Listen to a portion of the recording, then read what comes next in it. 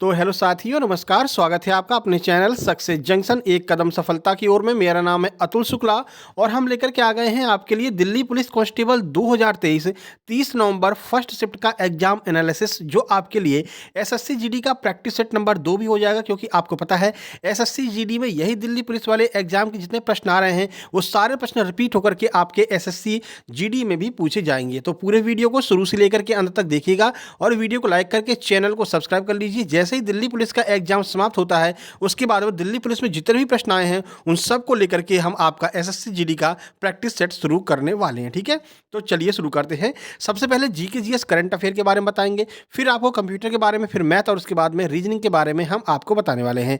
तो चलिए शुरू करते हैं। देखते हैं आज का पहला प्रश्न क्या पूछा गया है। तो आज का पहला प्रश्न पूछा गया, अनुच्छेद 39A का संबंध किससे है। आपके आर्टिकल्स आज 2 से 3 आर्टिकल्स आपके एग्जाम में पूछे गए हैं। तो चलिए देख लेते हैं। तो मुफ्त विधिक सहायता से संबंधित है आर्टिकल 39A। आर्टिकल 39A में कहा गया है, देखिए, तो भारत के संविधान का अनुच्छेद 39A समाज के गरीब और कमजोर वर्गों को मुफ्त विधिक सहायता प्रदान करता है और सभी के लिए न्याय सुनिश्चित करता है। ठीक है, सरकार के द्वारा मुफ्त विधिक सहायता प्रदान की जाएगी नागरिकों को। यह अर्थ जो आपका अनुच्छेद 39A है उसमें यह बात बताई गई है। ठीक है, और इसको 42वें संविधान संशोधन 1976 के द्वारा संविधान में जोड़ा गया था। ठीक है, चलिए आगे बढ़ते हैं। अगला प्रश्न बताने से पहले आपको बता दें, आपके पता है एसएससी जीडी के लिए 26,166 वैकेंसी आ चुकी हैं, फॉर्म भरने स्टार्ट हो चुके हैं। इन्हीं वैकेंसियों को ध्यान में रखते हुए चच्चू प्रकाशन के द्वारा एसएससी कांस्टेबल जीडी के लिए बहुत ही बेहतरीन पुस्तक यहाँ पर निकाली गई है। यह एक तरह की स्टडी गाइड है। इसमें आपके सभी सब्जेक्ट को कवर किया है, चाहे वो मैथ हो, रीजनिंग हो, हिंदी हो, इंग्लिश हो, जीके जीएस, करंट अफेयर, सबको एक साथ में कंपाइल किया गया है। साथ ही साथ में इस किताब में 2800 बहुविकल्पी प्रश्न आपको देखने को मिलने वाले हैं एमसीक्यू वाले, और 5 सॉल्व पेपर भी आपको इसी किताब में देखने को मिलने वाले हैं। तो यहां से आपको पूरी तैयारी करना है, हर सब्जेक्ट को क्लियर करना है। उसके बाद में चच्चू प्रकाशन के द्वारा एसएससी कांस्टेबल जीडी के लिए ही प्रैक्टिस सेट भी निकाला गया है। तो ये प्रैक्टिस सेट भी आप मंगा सकती हैं, दोनों किताब में आप मंगा लीजिए। लिंक डिस्क्रिप्शन बॉक्स में दी गई है, आप इसे अमेजन या फ्लिपकार्ट किसी से भी मंगा सकते हैं और दोनों किताबें मंगा करके अपनी तैयारी को और मजबूती दें और एक सीट अपनी एसएससी कांस्टेबल जीडी 2024 में पक्की कीजिएगा। ठीक है, लिंक डिस्क्रिप्शन बॉक्स में दी गई है दोनों किताबों की। चलिए आगे बढ़ते हैं। अगला प्रश्न है, किस अनुच्छेद में धर्म की शिक्षा देने को प्रतिबंधित किया गया, यानी कि धार्मिक शिक्षा को प्रतिबंधित किया गया है, कौन से अनुच्छेद में। अनुच्छेद 28 के प्रावधानों की व्याख्या करते हुए उच्चतम न्यायालय ने कहा है कि अनुच्छेद 28 धार्मिक शिक्षा पर रोक लगाता है लेकिन धर्मों के बारे में शिक्षा देने पर रोक नहीं लगाता है। धार्मिक शिक्षा पर जो है रोक आपके आर्टिकल 28 के द्वारा लगाई गई है, लेकिन धर्मों के बारे में शिक्षा दी जाएगी, ये कहा गया। ठीक है, जो धर्म की जो अच्छी अच्छी बातें आप उन्हें बताइए, लेकिन केवल धार्मिक शिक्षा आप नहीं दे सकते हैं, ऐसा आर्टिकल 28 में कहा गया है। ठीक है, चलिए अगला प्रश्न है, सर्वोच्च न्यायालय के क्षेत्राधिकार किसके अंतर्गत आते हैं, कौन से आर्टिकल में सर्वोच्च न्यायालय के क्षेत्राधिकारों के बारे में बताया गया है। तो आर्टिकल 131 में सर्वोच्च न्यायालय के क्षेत्राधिकारों के बारे में बताया गया। देखिए, अनुच्छेद 131 के अंतर्गत सर्वोच्च न्यायालय के मौलिक क्षेत्राधिकार का वर्णन किया गया है। ये मौलिक क्षेत्राधिकार ऐसे विवाद से संबंधित हैं जिसमें विधि का या तथ्य का कोई प्रश्न अंतर्निहित है, जिस पर कोई विधिक अधिकार का अस्तित्व अथवा विस्तार निर्भर करता है। मतलब आर्टिकल 131 यह बताता है कि विधि से संबंधित कोई भी क्षेत्राधिकार संबंधी प्रश्न होगा वो आपका इसके अंतर्गत आएगा। आर्टिकल 131 में यह बताया गया है। ठीक है, चलिए आगे बढ़ते हैं। अगला प्रश्न, पोपीर किस राज्य का लोक नृत्य है। तो अरुणाचल प्रदेश का लोक नृत्य है पोपीर। ठीक है, देखिए आगे बढ़ते हैं। तो पोपीर नृत्य अरुणाचल प्रदेश का एक नृत्य रूप है। अरुणाचल प्रदेश में गालो जनजाति पोपीर नृत्य के लिए प्रसिद्ध है। तो पोपीर नृत्य करता कौन है, गालो जनजाति के द्वारा पोपीर नृत्य किया जाता है जो अरुणाचल प्रदेश में मनाया जाता है। ठीक है, आगे बढ़ते हैं। ये प्रश्न आपका रिपीट हुआ है, भजन सोपारी कौन सा वाद्य यंत्र बजाते थे। तो संतूर वादक थे भजन सोपारी, इनका निधन हो चुका है और यह तीसरी चौथी बार आपका पूछा गया। तो इंपॉर्टेंट प्रश्न है और ऐसे प्रश्नों को ही हम आपके प्रैक्टिस सेट में शामिल करने वाले हैं। ठीक है, एसएससी जीडी वाले में। तो भजन सोपारी एक भारतीय वादक थे, वह एक संतूर वादक थे। 2 जून 2022 को उनका निधन हो गया। आगे कुछ इनकी उपलब्धियां बता देते हैं। देखिए, तो भजन सोपारी भारतीय शास्त्रीय संगीत के सूफियाना घराने से, कौन से सूफियाना घराने से संबंधित हैं। सोपारी को 1992 में संगीत नाटक अकादमी पुरस्कार, 2004 में पद्मश्री और 2009 में बाबा अलाउद्दीन खान पुरस्कार से सम्मानित किया गया था। तो ये पुरस्कार भी आपको याद रखने हैं जो भजन सोपारी जी को दिए गए हैं। ठीक है, चलिए आगे बढ़ते हैं, वीडियो को लाइक जरूर कर देना मेरे भाई। महिला फीफा वर्ल्ड कप भारत में कब आयोजित किया गया? तो 20 जुलाई 2023 को भारत में महिला फीफा वर्ल्ड कप आयोजन किया गया था। आपका जो 9वां संस्करण था वो भारत में आयोजित किया गया, ठीक है। तो 20 जुलाई से विमेंस फीफा वर्ल्ड कप का आगाज हुआ। यह इस टूर्नामेंट का 9वां संस्करण था जो भारत में आयोजित किया गया था, ठीक है। आगे बढ़ते हैं। फीफा विश्व कप 2022 किसके द्वारा जीता गया, किसने जीता था? तो अर्जेंटीना ने फीफा वर्ल्ड कप 2022 को जीता था। देखिए, अर्जेंटीना इस वर्ल्ड कप का चैंपियन बना और उसने फीफा विश्व कप ट्रॉफी प्रदान की गई। किसको? अर्जेंटीना को। अतिरिक्त समय के बाद 3-3 से ड्रा होने के बाद में पेनल्टी पर फ्रांस के खिलाफ 4-2 से फाइनल मुकाबला जीतने के बाद अर्जेंटीना को चैंपियन का ताज पहनाया गया, ठीक है। तो उपविजेता कौन रहा? फ्रांस उपविजेता रहा, अर्जेंटीना विजेता रहा, ठीक है। आगे बढ़ते हैं।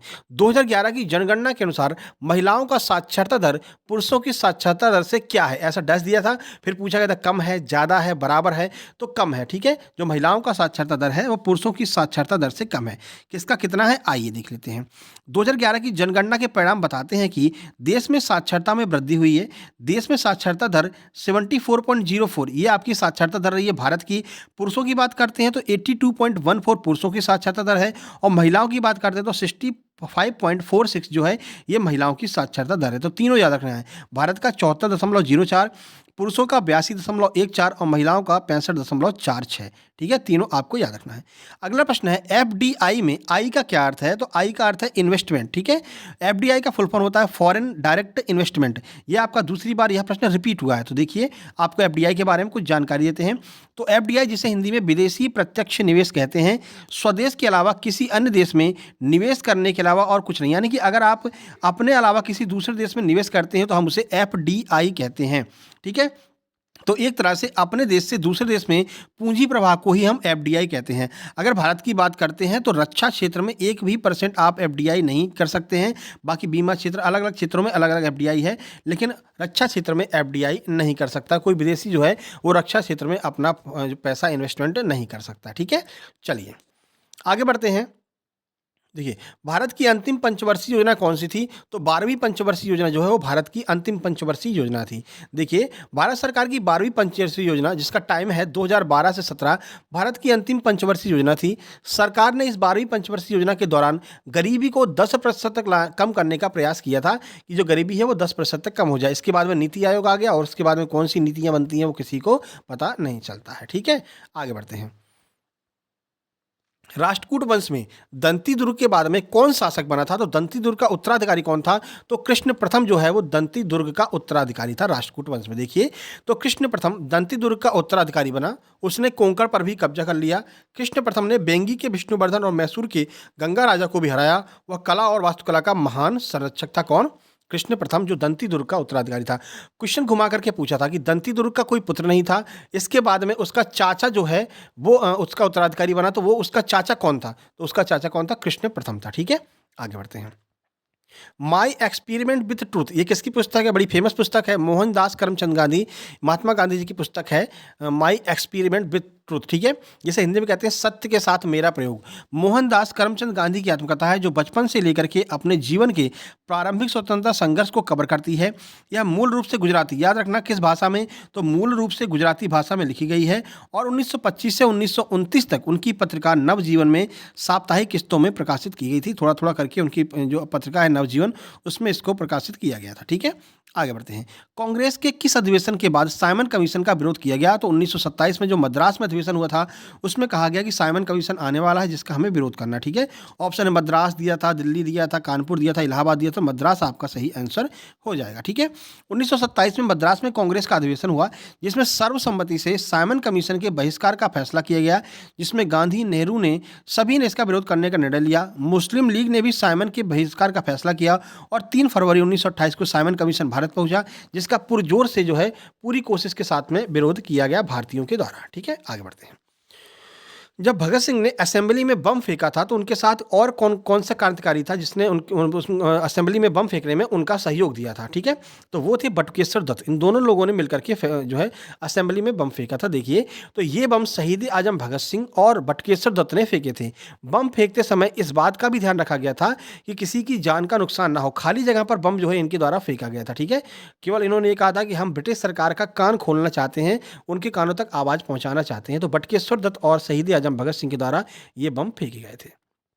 अगला प्रश्न है, कैलाश मंदिर कौन से पत्थरों से मिलकर के बना है? तो बेसाल्ट की जो चट्टान होती है, तो बेसाल्ट चट्टान के पत्थरों से मिलकर के जो है कैलाश मंदिर को बनाया गया है। देखिए किसने बनाया, कब बनाया, आइए देखते हैं। दरअसल जिस पत्थर को काट करके यह मंदिर बना है वह बेसाल्ट चट्टान का है, जो कि बहुत ही कठोर चट्टान होती है। ऐसे में राष्ट्रकूट वंश के राजा कृष्ण प्रथम, जो 757 से 783 तक रहे थे, इस मंदिर को बनाने का विचार किया। तो उन्होंने देश भर के विभिन्न वास्तुकारों का निमंत्रण दिया गया, ठीक है, उनके द्वारा देश भर के विभिन्न वास्तुकारों को बुलाया गया। लेकिन जब यह पत्थर दिखाया जाता तो सारे वास्तुकार मना कर देते थे कि भाई इस पत्थर से यह मंदिर बनाना बहुत मुश्किल की बात है। लेकिन बड़ी कठिनाइयों के बाद में बेसाल्ट चट्टान के पत्थरों से कैलाश मंदिर का निर्माण किया गया था। ठीक है, चलिए ये करंट अफेयर हो गया। अब हम बात करते हैं कंप्यूटर की। तो कंप्यूटर में आपका ईमेल का फुल फॉर्म पूछा गया था, ऑप्शन था इलेक्ट्रॉनिक मेल, इसका सही आंसर हो जाएगा। डाटा को सिलेक्ट करने के लिए एमएस एक्सेल 365 में कितनी बार क्लिक किया जाता है? तो किसी भी डाटा को अगर आपको सिलेक्ट करना है तो 2 बार क्लिक करते हैं, ठीक है ना, तो 2 बार क्लिक किया जाता है, यह आपका आंसर हो जाएगा। बाकी बात करें कंप्यूटर की, तो एमएस वर्ड 365 से 4 प्रश्न, शॉर्टकट की के 2 प्रश्न, एमएस एक्सेल से 2 प्रश्न और ईमेल से आपका 1 प्रश्न था, जो हमने आपको बता दिया। 10 नंबर का आपका कंप्यूटर आज पूछा गया था। रीजनिंग की बात करते तो रीजनिंग में आपका पेपर कटिंग और पेपर फोल्डिंग से 3 प्रश्न पूछे गए हैं, जिसमें एक पार्ट गायब कर दिया जाता है। ऐसी वाली पेपर कटिंग पेपर फोल्डिंग पूछी जा रही है, थोड़ा सा अच्छा लेवल है पेपर कटिंग पेपर फोल्डिंग का। वहीं मिरर इमेज के 2 प्रश्न थे, आकृति के 3 प्रश्न थे, एम्बेडेड फिगर का 1 प्रश्न पूछा गया था जो छिपी आकृति होती है, नंबर सीरीज के 2 प्रश्न है, अल्फाबेट के 2 प्रश्न हैं, कथन एवं निष्कर्ष का 1 प्रश्न, 1 प्रश्न आपका डाइस का, फिगर काउंटिंग का 1 प्रश्न ट्राइंगल वाला, सिटिंग अरेंजमेंट का 1 प्रश्न 6 लोगों को बिठाने वाला और वेन डायग्राम का 1 प्रश्न आपका पूछा गया था। तो रीजनिंग और मैथ काफी सरल आ रहा है। मैथ की बात करते हैं तो टाइम एंड वर्क का 1 प्रश्न, एसआई का 1 प्रश्न, सीआई का 1 प्रश्न, सीआई और एसआई के अंतर का 1 प्रश्न, चाल और दूरी के 2 प्रश्न, बॉड मास का आपका 1 प्रश्न पूछा गया था। उसके बाद में प्रतिशत का 1 प्रश्न, एवरेज का 1 प्रश्न, एडवांस से मैथ से आपके 2 प्रश्न पूछे गए थे, गोले और बेलन वाले, और एलसीएम एचसीएफ से आपका 1-1 प्रश्न पूछा गया था। तो ये आपका एग्जाम एनालिसिस हो गया। वीडियो कैसा लगा कमेंट बॉक्स में कमेंट कीजिएगा और इस वीडियो को लाइक कर दीजिए, शेयर कर दीजिए अपने दोस्तों के पास में, सब्सक्राइब करके नोटिफिकेशन बेल जरूर दबा लेना, क्योंकि हम आपका एसएससी जीडी का भी एग्जाम एनालिसिस कराएंगे, साथ ही साथ में एसएससी जीडी की फ्री में तैयारी भी करवाने वाले हैं। ये हमारा टेलीग्राम ग्रुप है सक्सेस जंक्शन लाइव नाम से। यहाँ पर आपको एसएससी जीडी के लिए फ्री में स्टडी मटेरियल प्रोवाइड कराया जाएगा, जिसमें कि राकेश यादव सर के क्लास नोट्स होंगे, आदित्य रंजन सर, आदित्य पटेल सर की फॉर्मूला बुक है, नीतू मैम की यहाँ पर किताब डली हुई है नई वाली जो इंग्लिश की आई है। ऐसी बहुत सारी किताबें आपको यहाँ पर पीडीएफ फॉर्म में फ्री ऑफ कॉस्ट मिल जाएंगी।